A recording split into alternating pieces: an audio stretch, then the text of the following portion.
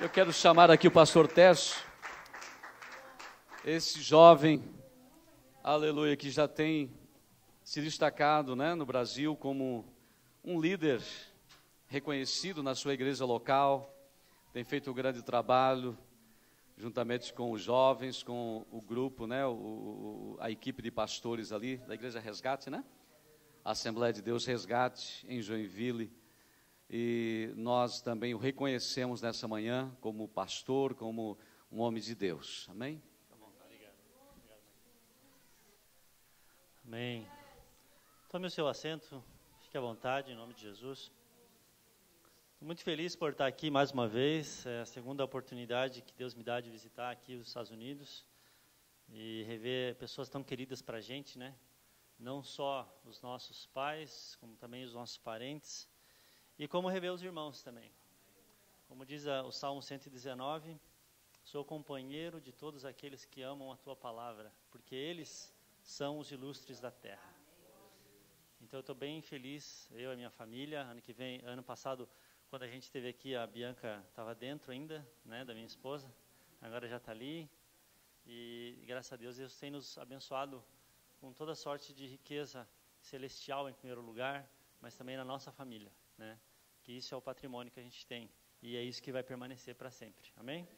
Eu gostaria de convidar os irmãos então para a gente abrir lá em Hebreus no capítulo 12 e nós vamos meditar um pouquinho em 4 breves características de Deus como nosso Pai, o que Deus faz como Pai e como Ele faz o que faz através do seu Filho amado chamado Jesus Cristo.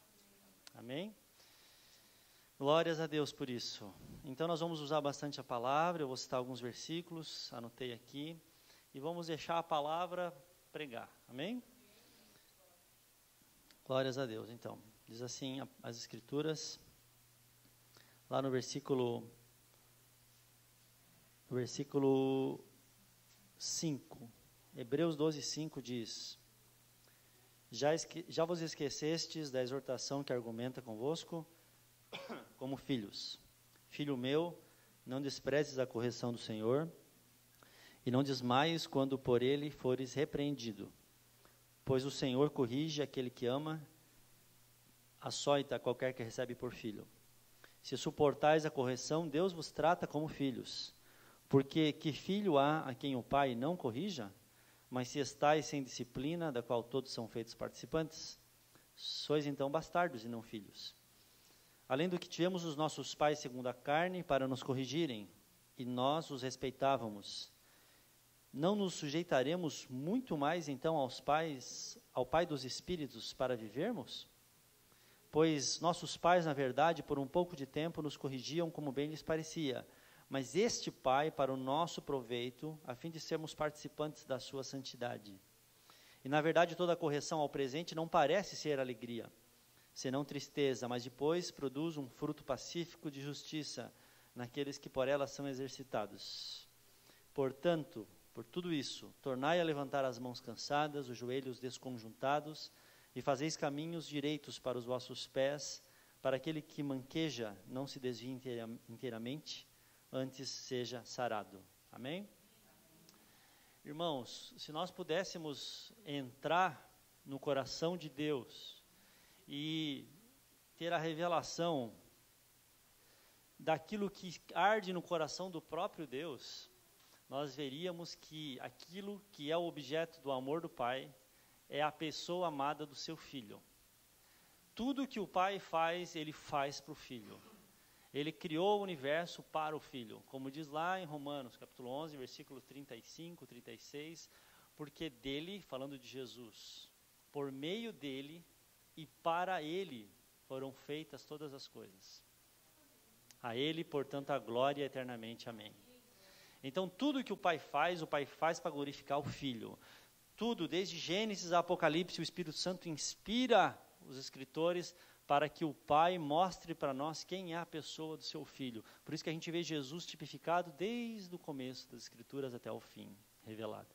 Então, o Pai vai queimando nesse coração para mostrar. E tudo que o Pai escolhe fazer, então, Ele escolhe fazer através do Filho. Quando Ele resolve fazer o mundo, Ele usa a palavra, o verbo, que é o Filho. Então ele cria por meio do Filho, ele corrige por meio do Filho, ele salva por meio do Filho, ele edifica por meio do Filho, ele se autorrevela por meio do Filho. Então, por isso que Jesus fala que quem conhece o Filho conhece o Pai, porque Deus escolheu se revelar exclusivamente através do seu Filho amado Jesus Cristo, que é o nosso Senhor e Salvador. E qual é o papel do Filho? O papel do Filho é exatamente glorificar o Pai, é exatamente levar todos nós ao Pai, é exatamente nos levar à revelação, à contemplação gloriosa do Pai. Então, quem tem o Filho tem o Pai. E quem tem o Pai, adora o Filho, porque eles são um, juntamente com o Espírito Santo. Então, quando Deus resolve ser Pai nosso, se fazer Pai nosso, nos adotar em graça, em misericórdia, Ele escolhe fazer tudo o que Ele vai fazer como Pai, através da pessoa amada do Filho, que nos é dada pelo Espírito. Amém? Então, eu gostaria de ressaltar com os irmãos brevemente aqui 4 características de Deus como Pai, e como Ele faz elas, como Ele vive elas, como Ele exerce elas sobre nós, através do seu amado Filho, que é Jesus Cristo, a quem adoramos. A primeira característica de um Pai, e não só do Pai Celeste, mas de todo o Pai, é que sem o Pai, sem a figura do Pai, não existe vida. O Pai é parte essencial, gente, isso daí é básico, né? Sem Pai não existe vida. Sem o componente do Pai não existe vida. Então, quando nós vamos para as Escrituras, a gente vai ver que, em primeiro lugar, esse Pai nos dá vida. Se nós temos vida, nós devemos isso ao Pai. Por isso nós temos passagens como Colossenses, versículo 1, versículo 16, capítulo 1, versículo 16, que diz: porque nele, quem é ele? É o Filho do seu amor, que vai nos tirou do império das trevas e nos transportou para o reino do seu Filho amado. Então Deus vai fazer isso, vai nos gerar vida. E Ele faz como? Através do Filho. Então a Bíblia diz, porque nele, em Jesus Cristo, foram criadas todas as coisas, que há nos céus e na terra, as visíveis e as invisíveis, sejam tronos, sejam dominações, sejam principados, sejam potestades, tudo foi criado por Ele e para Ele. Ele é antes de todas as coisas e todas as coisas subsistem por meio dEle. Se Jesus deixasse de existir por um segundo, todo o universo se desintegraria, porque o universo está nele. Ele é que mantém um átomo ligado ao outro, é Ele que mantém nós respirando. Nossa vida existe porque Ele nos deu vida e nos mantém vivos. Nele nós estamos, e nos movemos e existimos, como disse Paulo, lá em Atos capítulo 17, amém? Mas veja, Deus não deu apenas para nós como Pai vida natural. Nós não devemos a Ele apenas a criação, ter criado todas as coisas, ter nos chamado à existência. Entre milhões e bilhões de possibilidades nós estamos aqui. Por quê? Porque Deus nos deu vida. Deus escolheu e disse, você vai viver. Eu vou te dar alma, eu vou te dar espírito, eu vou te colocar sobre a face da terra. Eu vou te dar um tempo. Não apenas isso o Pai fez através do Filho. Mas Deus também nos deu vida espiritual, irmãos. Não é apenas vida natural, é vida espiritual. E como é que o Pai nos deu vida espiritual? Porque nós estávamos mortos em pecados, em delitos. Nossa alma estava sepultada nas trevas. Mas Ele nos deu vida através do seu Filho amado. Por isso diz a Escritura, porque Deus amou o mundo de tal maneira, fale comigo, o mundo de tal maneira que deu o seu Filho unigênito, para que todo que nele crê, não pereça, mas tenha a vida eterna. Então, quando Deus quis dar a vida eterna para nós, quem Ele nos deu? O Filho unigênito, o Filho amado, aquele em quem o Pai tem todo o seu prazer, como Ele disse por 2 vezes, Mateus capítulo 3, Mateus capítulo 16, Mateus capítulo 17, esse é meu Filho amado, eu tenho prazer nele, ouçam a Ele, olhem para Ele, olhai para mim e sereis salvos, amém? Então nós devemos a nossa vida, eu sou o caminho, a verdade e a vida, Jesus disse lá em João 14, versículo 6, esse é aquele por meio de quem o Pai nos gerou vida em todos os aspectos, em todos os sentidos. Mas nós vamos avançar, irmãos. A segunda coisa que o Pai nos faz, que é o papel do Pai, é que o Pai nos faz herdeiros. O Pai nos dá recompensa. O Pai nos deixa herança e legado. O Pai, Ele sabe nos presentear. É o Pai que enriquece os filhos. É o Pai quem tesoura para os filhos e não os filhos para os pais. Então, quando Deus foi nos dar presente como filhos seus, Ele não nos deu qualquer presente. Jesus disse que nós, sendo maus, nós sabemos dar bons presentes para os nossos filhos. Quanto mais o Pai, que está nos céus, não nos dará o seu Espírito. Então, quando Deus quis ser Ele em presentear, porque Ele não nos presenteia de acordo com os nossos méritos, Ele presenteia de acordo com quem Ele é. E isso é graça de Deus, porque ainda bem que nós não somos tratados por Deus conforme os nossos atos de justiça, mas isso é graça. Então, quando Ele veio até nós, e Ele foi nos dado presente, Ele não deu qualquer presente. Ele nos deu o seu Espírito sem medida. O que faz o Espírito Santo? A Bíblia diz lá em João capítulo 15 e versículo 26, o próprio Jesus explica o que o Espírito Santo produz. Jesus disse: "E quando vier o Consolador, que eu da parte do Pai vos enviarei, o Espírito da verdade que procede do Pai, Ele dará testemunho de mim." Então, o que o Espírito Santo faz? Em outra passagem, Jesus diz: "O Espírito Santo me glorificará. Ele manifestará, Ele vos fará lembrar de mim." Por isso que nós estamos reunidos hoje aqui, diante da mesa do Senhor, para fazer memória de quem é o Senhor. E quem nos inspira a isso? Quem te trouxe aqui? Quem nos dá prazer em nos lembrar de Cristo, em conhecer mais de Cristo? Quem nos dá essa alegria santa? É o Espírito Santo. Então, o Pai nos dá um presente riquíssimo, o penhor da nossa glória, que é o Espírito Santo. E esse Espírito Santo vai mostrando quem é o Filho. O Pai traz revelação de quem é o Filho através do Espírito. Isso não é mérito nosso, irmãos.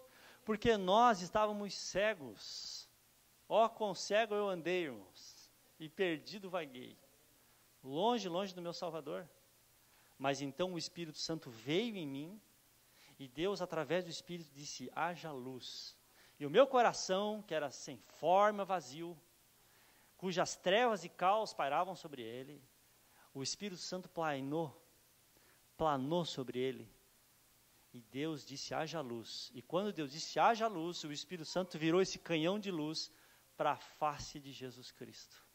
É o que Paulo fala lá em 2 Coríntios, capítulo 4, versículo 6.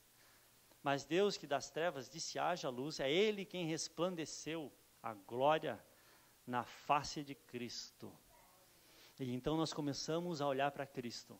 E quando nós começamos a olhar para Cristo, nós descobrimos que nós somos ricos. Que o Pai nos tornou milionários. Que o Pai nos deu a melhor de todas as heranças.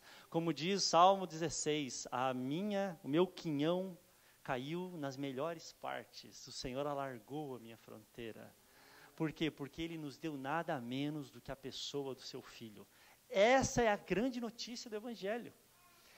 Que nós, que éramos sem Deus no mundo, sem esperança, que estávamos sozinhos, que dependíamos da nossa força, da nossa inteligência, do nosso mérito, agora nós ganhamos muito mais do que na loto. Muito mais do que, porque nós temos garantia. O problema é que às vezes a gente não se dá conta disso, porque nós desviamos o nosso olhar de Cristo e nos esvaziamos e extinguimos o Espírito Santo. E então nós entramos na escuridão de novo e a gente fica apalpando em desespero, como se Deus não cuidasse da gente, mortos em ansiedade, atribulados, atormentados sobre como será o amanhã. Nós temos Pai. E o Pai não vai nos deixar nus, o Pai não vai nos deixar morrer de fome, porque nós valemos muito mais do que muitos pardais, porque nós valemos para Ele. Ele nos chama de filho e Deus não abandona, Deus não tem filho que morre de fome. O justo não vai padecer o pão, ele veste o lírio dos campos, lembra do que Jesus falou? Então ele fala: busque primeiro o reino de Deus e as demais coisas vão ser acrescentadas. Por quê? Porque quando nós buscamos em primeiro lugar o reino de Deus, nós descobrimos Jesus. E à medida que nós vamos descobrindo Jesus, nós descobrimos glória. E essa glória vai nos aquietando. Vai nos aquietando. E aí vem aquele versículo que eu experimento muito ele, pela graça de Deus. Que diz, em Deus faremos proezas, porque Ele tem cuidado de nós. Não é pelo braço, porque maldito é o homem que confia no braço do homem. Mas em Deus faremos proezas. Quantas vezes você já passou por situações que antes de entrar nelas, você olhou e falou assim, eu não teria condição de suportar isso. Quantas vezes você viu alguém doente e disse, eu não teria condição de lidar com essa doença e continuar animado, e sair dessa de cabeça erguida. E aí, de repente, você entrou naquele vale ali, e sabe o que aconteceu? Você sobreviveu. Por que você sobreviveu? Mesmo quando você admitiu previamente que não tinha condição? Porque em Deus você faz proezas. Porque Ele tem cuidado de você. Não é porque você é bom, não é porque você é forte, não é porque você é mais inteligente, nem mais talentoso. Irmãos, eu trabalho numa instituição financeira, na Caixa Econômica. Num país em crise, com índice de inadimplências, com caos político, vocês sabem, muitos acompanham. E então, antes de eu me tornar gerente ali, eu olhava para os meus colegas que eram gerentes e todos eles, antes da crise, já estavam tomando remédio psiquiátrico, tomando remédio de pressão, tomando remédio cardíaco, indo em psiquiatra.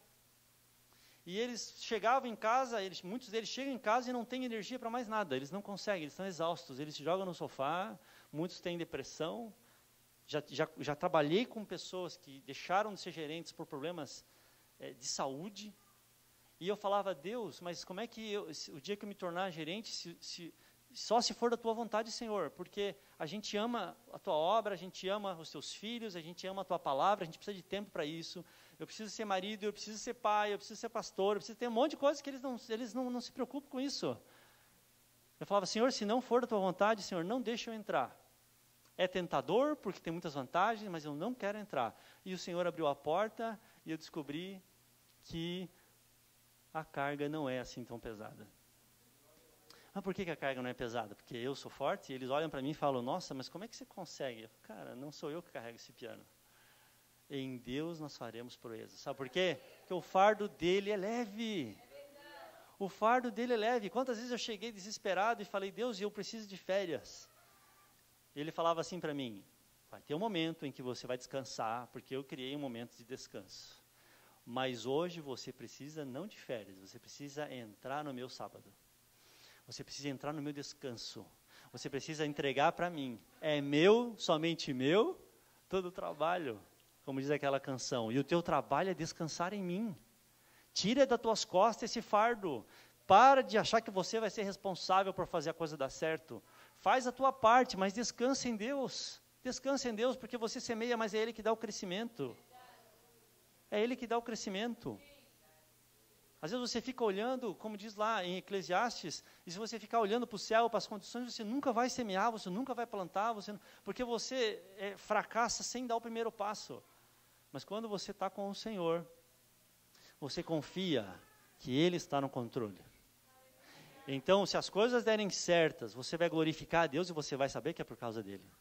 E se as coisas, Deus te colocar numa prova, Deus te colocar num vale, você vai ter certeza que Ele está contigo no vale. Que Ele é o Deus que vai te fazer proeza. Que Ele é o Deus que vai enxugar tuas lágrimas, que vai te fazer descanso, que vai te fazer avançar. Foi assim na vida de Davi, irmãos. Foi assim na vida de José do Egito. A perspectiva não existia, mas eles sabiam que Deus estava com eles. Então Deus está com você. Ele é seu Pai. E Ele te deu Jesus. Então Paulo, quando ora pelos colossenses, ele diz assim, eu oro para que vocês sejam enriquecidos da plenitude da inteligência, para conhecimento do mistério de Deus. Quem é o mistério de Deus? Qual é esse segredo que Paulo orava incessantemente para que eles conhecessem? Cristo. Cristo em quem estão ocultos todos os tesouros da sabedoria e do conhecimento.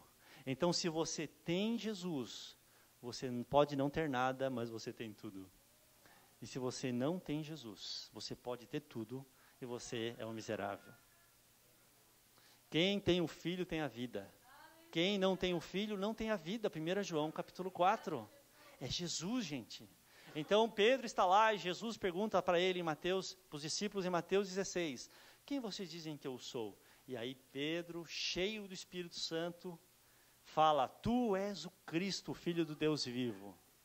E aí Jesus olha para ele e fala, você é mais do que feliz, Simão Barjonas, porque não foi carne, não foi sangue, não foi nada seu, não foi a sua capacidade, não foi a sua percepção, não foi nada seu que revelou isso para você, mas foi o meu Pai que está nos céus. Irmãos, a gente precisa dobrar mais os joelhos, a começar por mim, e pedir para Deus revelação de quem é Jesus, porque quando nós entendemos o Jesus que nós ganhamos da parte do Pai, automaticamente, irmãos, os nossos problemas, as nossas angústias, elas vão sendo corrigidas à escala real. Esses gigantes que são intransponíveis para nós, eles são intransponíveis para nós porque nós não temos parâmetro de comparação. Mas quando nós colocamos a glória do Jesus que em nós habita, perto dos nossos gigantes, nós vemos que esses gigantes são minúsculos, porque maior é o que está em nós do que aquele que está no mundo. Então, qual é a fonte das nossas angústias? É que nós vivemos de olho nos nossos problemas e temos desviado os nossos olhos do Senhor. Mas quando nós contemplamos Jesus em glória, esse Rei da Glória que estávamos cantando aqui, então as nossas dores ficam pequenininhas e nossos problemas se dissolvem, porque Ele está conosco. Ele está conosco, e isso vale mais do que tudo, irmãos. É melhor estar com o Senhor na dificuldade, mas com o Senhor do que sem Ele em qualquer outro lugar. Mas vale um dia nos teus átrios do que 1000 em outro lugar. Amém? Então que o Senhor nos dê mais do Senhor Jesus. Amém, queridos? Como diz Pedro lá, ele fala, bendito o Deus e Pai de nosso Senhor Jesus Cristo, que segundo a sua grande misericórdia, nos gerou de novo para uma viva esperança pela ressurreição de Jesus Cristo dentre os mortos. Para o quê? Para uma herança incorruptível, uma herança incontaminável, uma herança que não pode se murchar, guardada nos céus para vós. Ela está guardada nos céus, mas quando a gente se enche do Espírito Santo, os céus vêm para cá. E nós percebemos como a gente é rico. Que mesmo quando nós somos arrancados, Deus está tirando da nossa mão as nossas coisinhas fúteis para nos encher de tesouros eternos. Porque Deus não enche mãos cheias, irmãos. Muitas vezes Ele tira primeiro, para depois a gente se encher do que é dele. Então muitas vezes Deus nos desapropria para nos encher de coisas que são realmente gloriosas. E todos aqueles que já experimentaram isso, choraram, mas o choro se converteu em alegria. Porque vale a pena Jesus. Vale a pena ter o Senhor acima de todas as coisas. Ele é tudo para mim, não é? Ele é o tesouro que eu tenho guardado em meu peito. Ele é tudo para mim. E quando Ele é tudo para mim, a gente chega no meio dos irmãos e a gente percebe que a gente está em casa. Porque esse laço que nos une é esse tudo em comum. Quando Cristo é o nosso tudo que nós temos em comum. Nós temos o mesmo Deus, nós temos o mesmo objetivo, nós temos as mesmas lutas, mas nós temos as mesmas vitórias, e por isso nós nos consolamos uns aos outros, nós nos edificamos uns aos outros. Isso é igreja. A igreja é todo mundo olhando para Jesus, Ele sendo cabeça, e nós temos tudo em comum. O mesmo sangue do Cordeiro que corre aqui dentro, corre aí dentro. Então nós somos membros uns dos outros para a glória de Deus Pai. Amém, irmãos? Glórias a Deus por isso, Senhor. Pai, graças nós te damos, Senhor. Porque isso não foi revelado, Senhor, pelo nosso estudo, pela nossa inteligência, Senhor, mas isso foi dado pelo Teu Espírito, Senhor, para que a carne não se glorie diante de Ti, mas toda a carne confesse, Senhor, que Tu és o Senhor, Tu és o tesouro, Senhor, que nós temos, Tu és a nossa alegria, Pai. Aleluia! Bendito és Tu, Senhor. Nos esvazia mais de nós e nos enche do Teu Espírito Santo, para que Ele nos traga essa revelação de como nós somos ricos, de como nós temos todos os tesouros escondidos em Ti, Jesus. E nós não queremos viver vidas miseráveis, Pai. Sabe, irmãos, uma das coisas que a Bíblia fala, que nós não vivemos como ricos, é porque nós não amadurecemos. A Bíblia diz lá em Gálatas capítulo 4, que enquanto o menino, o herdeiro, ele é criança, ele é menino, ele não pode ter acesso à riqueza. Enquanto o herdeiro é menino, é infantil, é inconstante, não tem maturidade, ele não acessa o cofre. Porque o que faria, que loucuras faria, que desperdício não faria um menino dono de uma fortuna? Ele gastaria tudo em brinquedos, ele gastaria tudo em doces e besteiras que o fariam mal para ele. O meu sonho era ser esquecido nas lojas americanas, irmãos. E daí eu ia comer todos os chocolates, ia brincar com todos os brinquedos, ia fazer o maior estrago lá de madrugada. Fantasiava com isso. Veja que infantilidade, né? Então, às vezes você fala, Deus, por que o Senhor, sendo rico em graça, sendo rico em poder, sendo rico em tantas coisas, por que eu não vivo isso na minha vida? E Ele olha para nós, lá de Gálatas capítulo 4, o Espírito Santo vem e cochicha para nós.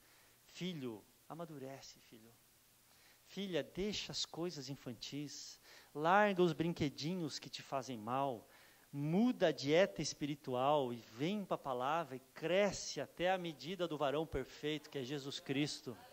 E então você receberá alegria, glória, e então os tesouros eternos, né, os celeiros de José vão ser abertos para nós. Amém, irmãos? Então esse é o convite, não é que o Senhor não é rico, mas é que nós às vezes não estamos em condição. E Deus, uma coisa eu aprendi com o Senhor, não importa a grandeza da promessa que Ele tenha na sua vida, se você não estiver na posição, Ele não dá para você. Porque Ele não dá bênção para estragar a sua vida. Ele só faz isso se for para juízo e condenação. Como diz lá em Ezequiel, o meu povo construiu ídolos. E eu então permiti aqueles ídolos na vida deles. Mas a alma deles emagreceu. Outra vez o Salmo diz, porque eles murmuraram de mim no deserto, e pediram codornizes, e olharam para trás para os seus ídolos. Então eu enviei codornizes, mas a sua alma definhou. Então, irmãos, quando Deus quer julgar alguém, Ele ouve aquela oração feita sem entendimento. Ele diz, isso é um ídolo para você? Então você vai receber para você ser amassado. Quantas vezes eu fui obstinado com Deus, e dizia, eu preciso disso, e construir um ídolo em cima daquele sonho. E o Senhor foi lá e me concedeu em parte aquilo que eu queria, mas aquilo se virou contra mim. Quem já experimentou isso aqui? Mas Ele tem prazer em nos fazer amadurecer, nos levar à maturidade, nos levar ao entendimento, e então Ele dá riquezas para nós, porque Ele sabe que naquele ponto de maturidade, essas riquezas vão espalhar glória a Deus. Durante muitos anos eu orava dizendo assim, Senhor, me abençoa, Senhor, me abençoa, Senhor, me abençoa, me abençoa, me abençoa. E um dia o Senhor falou assim, para quê? Para quem? Para você gastar, como diz Tiago, nos seus próprios prazeres e deleites? Não, pedi e não recebi, porque pedi errado, pedi para gastar conforme os vossos prazeres. E aí eu comecei a ler a palavra, o Espírito Santo começou a ministrar na minha vida. José do Egito. Qual era o sonho de José do Egito? No sonho de José do Egito, era um sonho que ao se cumprir, faria de José do Egito um abençoador. Não faria dele uma bênção, no sentido de eu sou abençoado. Tornaria ele um homem com ferramentas para abençoar milhares e milhões. Quando você olha para a vida dos libertadores de Israel, mesma coisa. Deus os dava força e poder e os abençoava em guerra para que eles trouxessem bênção para outros. Quando nós olhamos para Salomão, Deus fala, pede-me o que queres. E o que Salomão responde? Senhor, não tem a ver comigo. O Senhor me colocou no trono e eu sou um menino. Eu não sei entrar nem sair, mas me dá sabedoria para que eu conduza o teu povo. E aí Deus se agradou daquilo. E disse, eu posso dar muito mais do que você pede, Salomão, porque na tua bênção tu te tornarás um abençoador de muitos. Então responda rápido, o que você faria com $1 milhão? eu compraria uma casa melhor, eu compraria um carro melhor, eu viajaria com a minha família e faria 2 anos de turismo. E aí o dinheiro vai gastando. E os pobres, onde é que entram? E os doentes, onde é que entram? E os miseráveis, onde entram? E aqueles que não têm Jesus, onde entram? E os necessitados, onde entram? Não entram. E não entram, e porque não entram em você, as bênçãos também não entram. Então, irmãos, a gente precisa esquecer da gente e dizer, Senhor, faz-me um canal. Porque à medida que você vai repartindo o pão vai multiplicando, irmãos. À medida que você vai distribuindo o que você tem e vai abençoando a vida de outros, Deus vai multiplicando. Isso em todos os aspectos, espiritualmente também. Às vezes você não recebe porque você não dá, mas dai e ser-vos-á dado. Boa medida, sacudida, recalcada e transbordante, encherá. Encherá, irmãos. Amém? Vamos adiante. Já falamos que o Pai nos dá vida, já falamos que o Pai nos dá herança, recompensa, presente na pessoa do seu Filho. Irmãos, a terceira coisa que o Pai nos dá é o Pai nos dá o seu nome. É o Pai que dá o nome.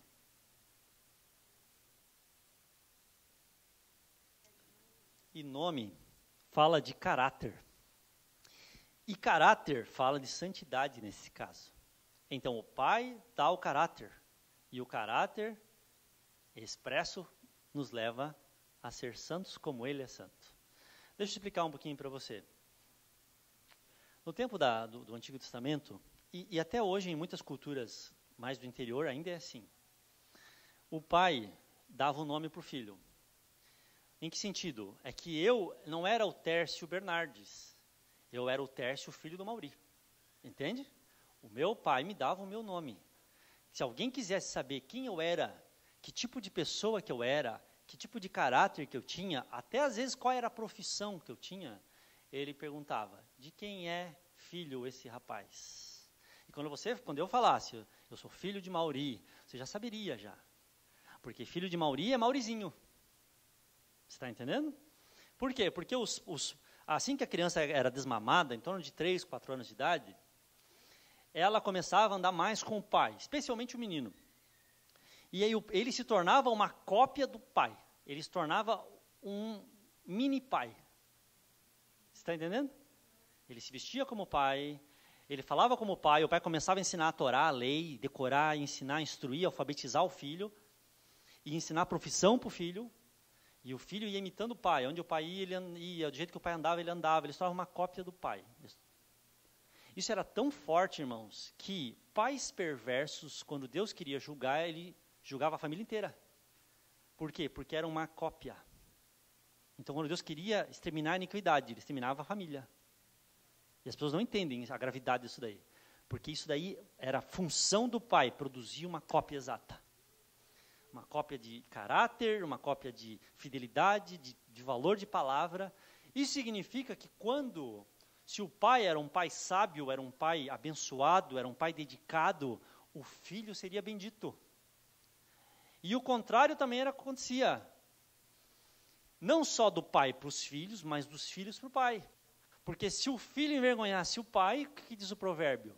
Quando o filho que envergonha o pai, apodrece os seus ossos. Então o filho revelava quem o pai era, e o pai forjava quem o filho era. Está claro? Então quando você via, e eu falava, eu podia não ter crédito nenhum na praça, mas se eu chegasse no mercado e falasse assim, eu te pago na volta, eu sou filho do Mauri, eu sou filho de X pessoa, opa, pronto, não precisa preencher cadastro, não precisa assinar contrato. O seu pai vai honrar isso daí. E o contrário também era verdade, porque quando eu falava mal, quando eu dava mau testemunho, quando eu fazia mal feito, quem era envergonhado? O meu pai. Quando eu, como filho, envergonhava, o meu pai era o nome dele que era manchado. Então eu tinha que ter cuidado. Eu tinha que ter cuidado para ser fiel ao meu pai e ao mesmo tempo para cuidar, para não envergonhar ele nos meus erros. Você está entendendo o peso espiritual? Por quê? Porque o nome do meu pai estava sobre minhas costas. Quem olhava para mim, via o pai. Então, baseado nisso, irmãos, olha o peso que tem quando nós vamos para as Escrituras e começamos a ver que Deus, o Pai, colocou o seu nome sobre você e sobre mim. Ele colocou o seu nome sobre eu e você. Significa que quem olha para você vai ver quem é o Pai. Como o Pai fala, como o Pai trata nos negócios, como o Pai interage com as pessoas quando está nervoso, quando está irado, porque Deus se ira. E aí as pessoas vão olhar e falar, é assim? É esse Deus? É assim que Ele é, porque você é filho. Então, é muito sério isso daqui, gente. Isso é tão sério, isso tem tanto peso, porque é daí que veio o escândalo de Jesus aparecer e começar a dizer, eu sou o Filho de Deus. As pessoas olhavam e diziam, o quê? Você está falando que você é filho de Deus? Você está dizendo então que você é igual a Deus? Já viu esses versículos? Está lá em João 15, 18. Os judeus procuravam ainda mais matar Jesus, não só porque quebrava o sábado, mas também dizia que Deus era seu próprio Pai, fazendo-se com isso igual a Deus. Se Deus é teu Pai, mas então tu é uma cópia exata, tu também é como Ele? A vida dele também é a tua vida? A natureza dele também é a tua natureza? Quem tu acha que é, rapaz? Tu é o filho de José, carpinteiro. Ele fala, não, eu sou o Filho de Deus. E eles tentavam matar ele, porque isso daí era ele dizendo que a mesma natureza, a mesma santidade, o mesmo comportamento, ele era um representante exato, cópia fiel do Pai. E aí quando Jesus morre, derrama o seu sangue, pelo seu sangue nós somos adotados nessa família. Então agora, o mesmo peso da missão de Jesus está sobre eu e sobre você. Isso é de estremecer, não é? Olha que responsabilidade. Então quando Jesus fala, quando a Bíblia fala, vede quão grande privilégio vos concedeu o Pai, lá em João, 1 João capítulo 1, lembra? Diz, vede quão grande privilégio vos concedeu o Pai. Deixa eu ler outro versículo antes. Diz assim, todos quantos o receberam, deu-lhes o poder de serem feitos filhos de Deus. Então, junto com isso, sempre vem responsabilidade. Olha só 1 João 3, era o versículo. Vede quão grande amor nos concedeu o Pai, que fôssemos chamados filhos de Deus. O versículo 3 fala, e todo aquele que nele tem esta esperança, o que faz? Purifica-se a si mesmo, como também o Pai é puro. Então, sempre que a Bíblia fala de paternidade, ela não vai falar apenas do privilégio de nós sermos ricos, de nós sermos cuidados, de nós termos ganho a vida e vida em abundância, mas aí o Espírito Santo imediatamente fala desse privilégio e amarra com isso responsabilidade. Então, qual é a responsabilidade? Vede quão grande privilégio vos concedeu o Pai. Mas todo aquele que tem essa esperança purifica-se a si mesmo. Então, paternidade vai nos falar de santidade, de necessidade de sermos santos como Ele é santo. Que a gente possa olhar para as pessoas e falar aquilo que Jesus falou para Filipe em João 14. Filipe, quem me vê a mim, vê o Pai. Quem conhece a mim, conhece o Pai. Isso é ser cristão. É ser uma cópia fiel. Para nós sermos originais nesse mundo tão igual, a gente não precisa imitar. A gente não precisa inventar nada. A gente só precisa imitar Jesus. E ser fiel a quem é o Pai. Para que o mundo o conheça e glorifique o seu nome. E outras passagens, irmão, 2 Coríntios 6, diz assim, 6:18, 7:1. Veja só a promessa primeiro. Eu serei para vós Pai, vós sereis para mim filhos e filhas, diz o Senhor Todo-Poderoso. Amém?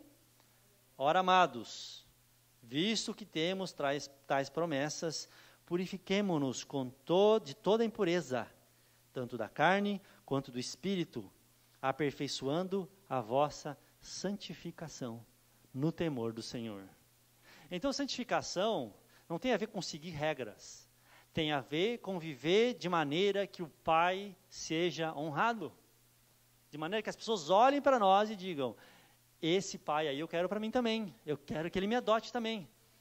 E ao mesmo tempo, quando você estiver diante de uma tentação, você pensa e olha, Eu não posso fazer isso daí. Não porque eu não quero errar de novo, não porque eu vou me sentir mal, mas é porque o nome do meu pai vai ser sujo. E ele é santo. Ele não merece isso. Eu não posso fazer isso contra ele. Então a santidade, irmãos, não tem a ver comigo. Tem a ver com eu querendo honrar ele. Quantas vezes eu estive diante de tentações e eu cedia porque eu pensava assim, faz tanto tempo que eu não cometo um erro mesmo, até que a minha média está boa. Ultimamente, aí eu fazia umas contas assim ainda. Eu acho que nos últimos 2 meses eu quase não falei palavrão, eu contei pouca mentira, eu não fiz coisa errada. Então, assim, na média, eu ainda vou ficar bem na foto. Talvez baixe na média 100%, na média 90 e pouco. Mas 90 e pouco também tá bom, né, gente? A maioria dos pessoal tira nota vermelha. E aí a gente cede. Por quê? Porque a gente olha a tentação tendo a gente em foco. Como eu vou me sentir? Como eu vou ficar se eu for descoberto? Mas se eu não for descoberto, não tem problema. Porque o foco está em mim. Mas quando eu sou filho, eu olho e falo, eu não posso fazer isso contra o nome do meu pai. Eu não posso diminuir a glória do nome do meu pai. Porque ele colocou o seu nome sobre mim. Eu não posso desonrar isso daí. Mas ninguém está vendo. Mas os inimigos, piores inimigos do meu pai estão vendo ele, são demônios. E vão olhar e falar, está vendo, é por ele? É ele que é teu filho? É isso que quer se parecer contigo? Eu não posso desonrar ele. Eu não posso desonrar ele. Eu lembro que quando nós éramos crianças, eu não entendi isso na época, hoje eu tenho filho e entendo. Né? Eu acho que eu até já contei isso numa oportunidade. Né? Então, meus pais tiveram 5 filhos. Tiveram 6 filhos, mas o mais velho, o Senhor recolheu o bebê, a gente só vai conhecer lá na glória. Eu, vou conhecer só na glória. Então, quando nós íamos para uma festa de aniversário, irmãos, toda a família lá reunida, e aí o que acontecia? Começava o car wash, né? A fila de produção. Primeiro filho dá banho, segundo filho dá banho. Parecia um... O que acontecia é que quando chegava, o último ficava limpo, o primeiro estava sujo já às vezes. Né? E aí o pai e a mãe, eles ficavam chateados. E nós falávamos, e eu lembro que eu falava assim, mas pai, nós vamos chegar lá, nós vamos se sujar, porque nós vamos brincar igual. Né? Por que precisa chegar lá impecável? Né? Por que precisa? E às vezes tinha coisas maravilhosas nas festas de aniversário, né? E a gente não conseguia sair de casa, porque um sujava, outro sujava, outro sujava. É uma coisa incrível, né? A criança, você limpa ela parece que ela tem uma atração pela sujeira. Quando você vai ver, ela já está lá toda suja, enlameada, né? E eu não entendia na época o que hoje eu entendo, que se nós chegássemos todos sujos na festa, todos cheios de catarro, todos cheios de lama, toda com a camisa toda torcida, toda amassada, entendeu? O nome de quem que ia sujar? Você já viu isso daí? Quando você está em algum lugar e uma criança começa a perturbar e incomodar os outros, e gritar, e se jogar no chão, e aí a gente olha assim para o lado e pergunta, quem que é? Cadê a mãe? Cadê o pai dessa criança? E aí aparece o pai e você olha para o pai e já... Ou a mãe, você olha e fala, mas eu vou te falar, viu? Mas é muito. A gente não conhece, mas o filho revelou. O filho revelou que tipo de pai é aquele. O comportamento do filho, a sujeira do filho, a falta de prudência do filho, a falta de obediência do filho, e a maneira como o pai corrige, ou não se importa, já mostra. Mas essa criança, meu Deus, olha que mundo, o pai deve ser um porco. Olha, mas não é assim, gente, até hoje. A gente conhece o pai olhando para o filho. A minha esposa é professora, ela conhece todos os pais dos alunos dela, sem nunca ter visto eles. Por quê? Porque ela conhece os filhos. E a criança é o que lhe é ensinada a ser. Claro que tem casos que a criança é mais difícil, tal. Cada um tem um gênio. Mas a criança, ela vai testando o limite. E se ela chegar ali e ser esbarrado, eu sei, porque nós fomos 5 filhos, aqui é minha tia, meu tio conhece a gente, cada um foi de um jeito. Mas tinha coisa que a gente sabia que se fizesse, pisasse a linha vermelha, nós tudo ia para para correção. Então, nós tínhamos que nos amoldar aos limites do pai, aos limites da mãe, independente de um ser mais impulsivo, outro ser mais quieto, outro ser mais bagunceiro. Então, o Espírito Santo vem a nós essa manhã e fala a mesma coisa conosco. Nós vamos revelar ao mundo quem é o Pai.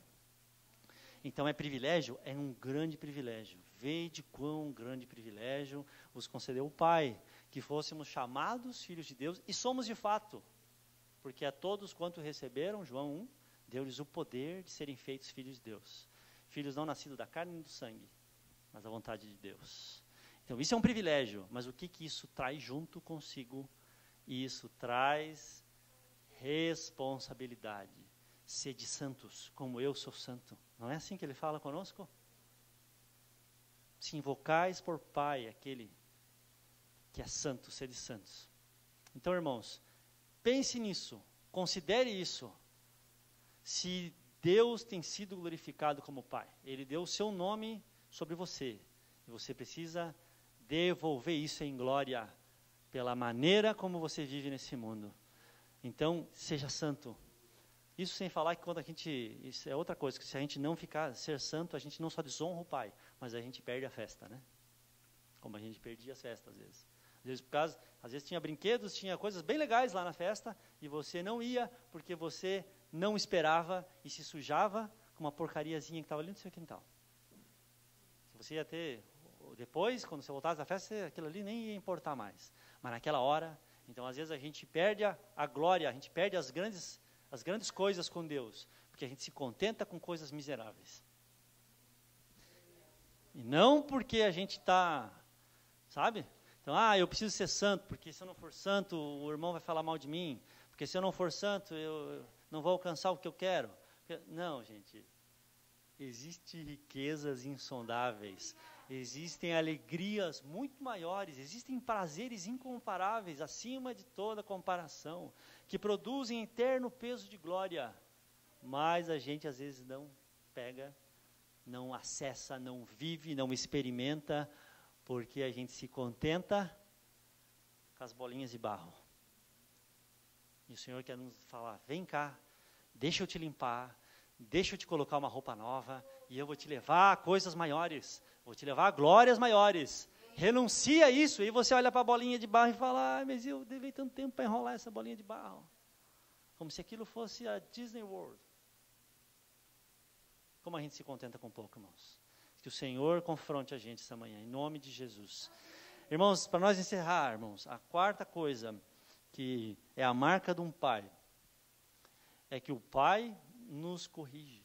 E foi aí que nós começamos a leitura nessa manhã, de Hebreus capítulo 12.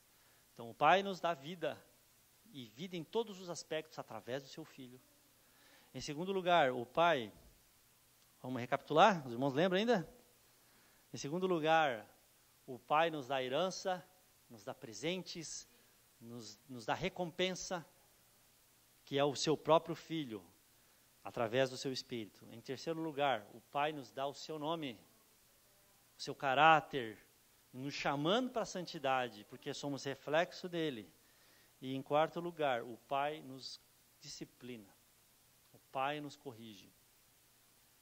Porque não há pai que não corrija o filho, como nós lemos aqui, irmãos. Então, eu queria rapidamente meditar para a gente encerrar. Como é que o pai nos corrige? Como é que o pai nos disciplina? Será que ele olha para você e fala assim, mas você não tem jeito mesmo, moleque? Mas você sempre erra mesmo, você nunca vai dar nada. Será que ele nos corrige assim, irmãos? Será que ele é brutal? Será que ele nos espanca? Não. A Bíblia nos diz que o Pai nos corrige simplesmente nos mostrando quem é o Filho. Porque, novamente, ele faz isso através do Filho. Então, quando ele quer corrigir você, ele pega o Espírito, através do Espírito Santo, ele vem e traz Jesus bem na frente dos seus olhos. E quando você olha para Jesus, e você sabe que você nasceu de novo para ser semelhante a Jesus, e você olha para Jesus e olha para você, naquela hora, você e eu sabemos que nós estamos muito longe, que nós precisamos quebrantar o nosso coração, que nós em nada estamos agindo como Jesus agiria se estivesse nos nossos lugares. Então, muitas vezes a gente é quebrantado diante de Deus, quando a gente dobra os joelhos, cheio de nós, irados, revoltados, e aí o Espírito Santo nos mostra Jesus. Quantas vezes eu já cheguei diante dele falando: Senhor, estão falando mal de mim, estão me perseguindo, e não acho justo, e eu vou lá, e vou falar umas verdades para aquela pessoa, porque eu sei que ela fala mal de mim, e eu vou chegar lá e confrontar ela, dizendo: tu está pensando que eu sou quem? Porque não sou isso que tu fala, eu sou aquilo, porque você que não sei o quê, e entrar nesse tribunal dos homens, inflamado na minha ira. E aí a gente dobra o joelho e fala: Senhor, entra comigo nessa briga, vamos junto lá dar uma surra nessa pessoa. E o Senhor olha para você e te leva aos pés do Calvário, e lá você contempla pelos olhos do Espírito Jesus, muito mais infinitamente inocente, infinitamente santo, infinitamente indigno de ser maltratado, desprezado, de ser cuspido, esbofeteado. E ali você olha para ele e ele não está reagindo. Ali ele não está xingando, ali ele não desce da cruz, ali ele não fala uma maldição contra os seus algozes. Ali ele olha e fala: Pai, perdoa eles não sabem o que eles estão fazendo. E quando você olha para aquele Jesus ali, e você volta para dentro de você, você se encolhe. Você olha e fala: Pai, eu não entendi nada ainda. Pai, como eu achei que eu era bom, e eu não sou nada.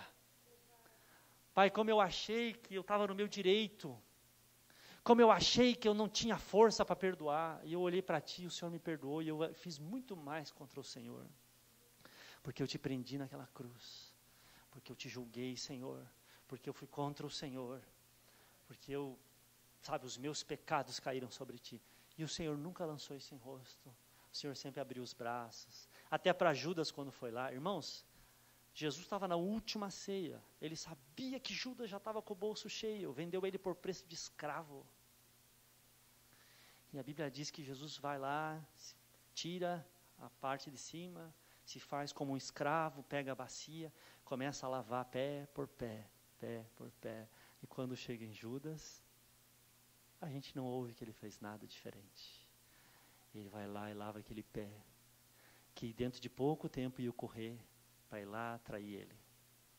E ele lava aqueles pés com o mesmo amor. E quando ele diz: um de vós há de me trair, os outros olham e falam: mas como assim? Não está tudo bem? E aí Judas sai, e ele dá o bocado molhado.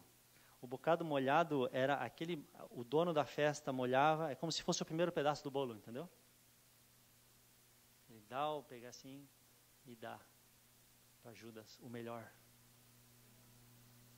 Gente, se isso não nos confronta, ele dá o melhor, porque ele não trata conforme os outros merecem, ele trata conforme ele é, e ele é maravilhoso. Ele é cheio de graça, ele é cheio de misericórdia. E quando Judas chega e fala: Rabi, cheio de mentira, Rabi, a Bíblia diz que Jesus não lança em rosto. Jesus beija e fala: amigo, porque Jesus não tinha Judas por inimigo. Amigo, por que você veio? E são essas coisas que destroem Judas depois, porque ele não se arrepende. Então esse é Jesus. Você entende como o Pai nos corrige? Ele vai nos corrigindo, nos dando contemplação de quem é Jesus. E Ele é a régua, Ele é a fita métrica de Deus. Quantas vezes eu me achei grande, e aí eu fui medido, mas medido não pela minha medida. Eu fui medido pela régua de Deus, que se chama Jesus Cristo. E ali eu vi que eu era nanico. Ali eu vi que eu era um anão na fé. Quantas vezes eu me achei muito cheio, muito pesado da glória, e aí ele me colocou num prato da balança, e na outra lado ele colocou Cristo. E quando ele colocou Cristo, eu percebi aquilo que está lá em Daniel. Mene, mene, tekel, parsim. Pesado foste achado em falta. Palha, feno, nada de glória. E ali eu me quebrantei terrivelmente. Foi terrível olhar para o Senhor. É terrível quando você descobre que você não é nada. É terrível quando você descobre que você não presta, que você só presta para ser crucificado com Ele e ser sepultado no batismo com uma nova vida. Mas tem um detalhe. Você vai contemplando Ele e você vai sendo transformado de glória em glória, como pelo Espírito do Senhor. Porque se nós fôssemos apenas comparados com Jesus, gente, não precisaria nem do inferno. A vergonha ia ser tanta. Mas nós recebemos revelação para primeiro nós sermos quebrantados e depois refeitos à sua imagem. Não é glorioso isso, gente? Então é assim, sabe, o grande problema nosso é que nós nos comparamos uns com os outros. Então eu preciso ver se eu estou bem crente, então eu me comparo ali com o irmão, eu me comparo com a irmã, então eu preciso ver se eu já sei bastante da Bíblia. Então eu me comparo lá com o novo convertido e falo, esse daí não sabe nada, rapaz, tem muito que aprender. Às vezes sobe o irmão lá e você fala, isso daí eu já sei de cor essa mensagem, isso daí não tem nada novo, isso daí não me acrescenta em nada, porque você já está cheio de você. E aí você vai para a presença de Jesus, e aí você é comparado com quem importa. Que aos olhos do Pai, não importa se você foi melhor ou pior que os outros, se você não tem Cristo na sua vida, você vai para o inferno. E eu vou também, se não me arrepender. Mas quando você é comparado com Cristo, você se humilha e Ele te estica. Ele te estica, porque Ele te quer fazer como Cristo. É para isso que nós somos chamados, para sermos conformes à imagem do Seu Filho. Então Ele vai trabalhar em nós, e vai quebrar a gente. Não contra o irmão, porque quando o irmão vem falar na sua vida, a gente olha e fala, quem é você? Você se compara com ele.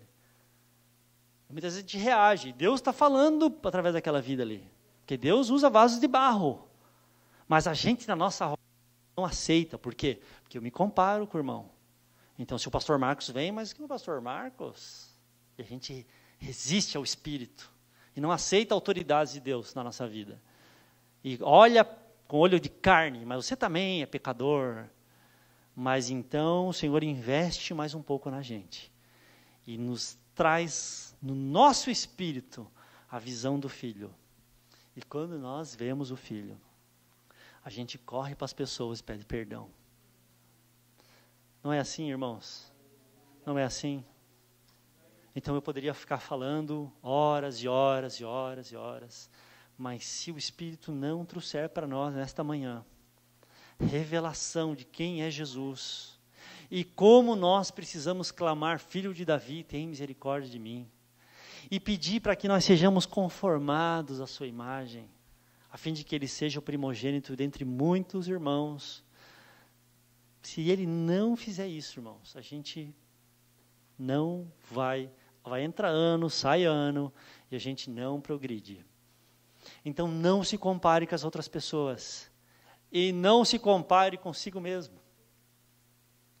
Porque às vezes a gente se compara assim, não, eu em 2017 eu já estou num nível mais alto, porque eu quando aceitei Jesus em 2008, eu não sabia nada, a minha vida cometia pecados grosseiros, todo mundo via que eu era um crente raso, mas agora eu evoluí. Olha que mentira, né? Agora eu já sou um cara, uma referência. Agora eu sou, Deus me usa na palavra. A gente começa a se exaltar, olha que coisa demoníaca. E começa a se comparar, eu com eu ali atrás, eu com eu de 2 anos atrás. E aí a gente fala, poxa, mas eu estou evoluindo. E aí fica a pergunta, irmãos, 0 vezes 1000, quanto que é? 0. Então você olha e fala, mas eu estou 1000 vezes melhor do que eu era.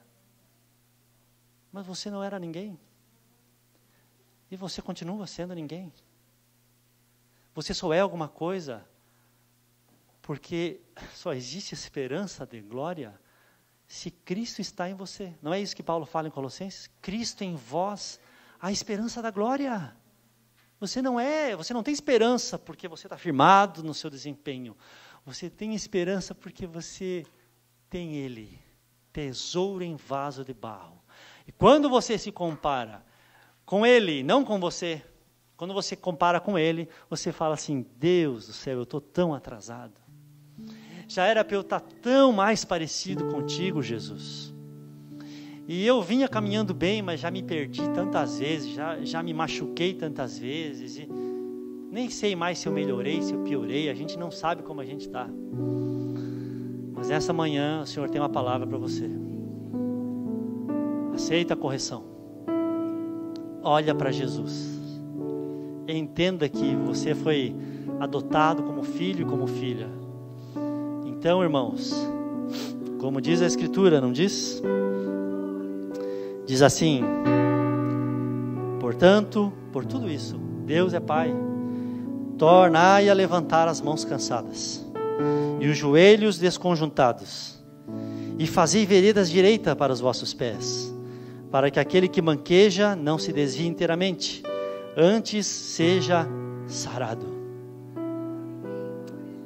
Eu queria perguntar para você essa manhã, pelo Espírito de Deus, você que está mancando. Mancando é aquela pessoa que já andou certo um dia, mas alguma coisa aconteceu e ela se machucou.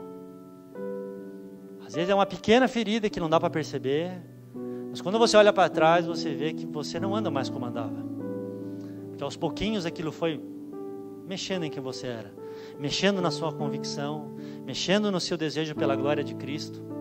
Você se afastou dele, deixou de olhar para ele. Fique de pé, por favor, em nome de Jesus.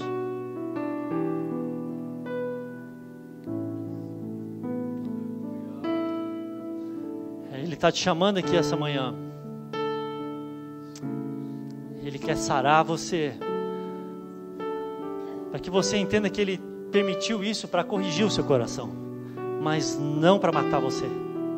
E que o objetivo dele é que era, depois de corrigido, isso produzisse fruto pacífico de justiça. Isso produzisse fruto pacífico de justiça. Você entendeu o que Deus vem fazendo na sua vida? Na minha vida? Nós precisamos de Jesus. Nós precisamos de Jesus. Se você quiser vir na frente, vem à frente. Nós vamos orar juntos aqui.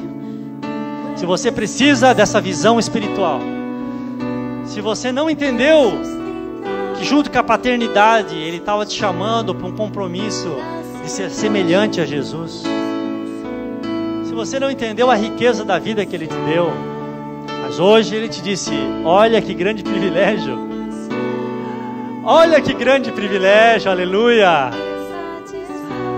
esse é o nosso Deus maravilhoso. Então nós vamos orar agora. Pai, aleluia,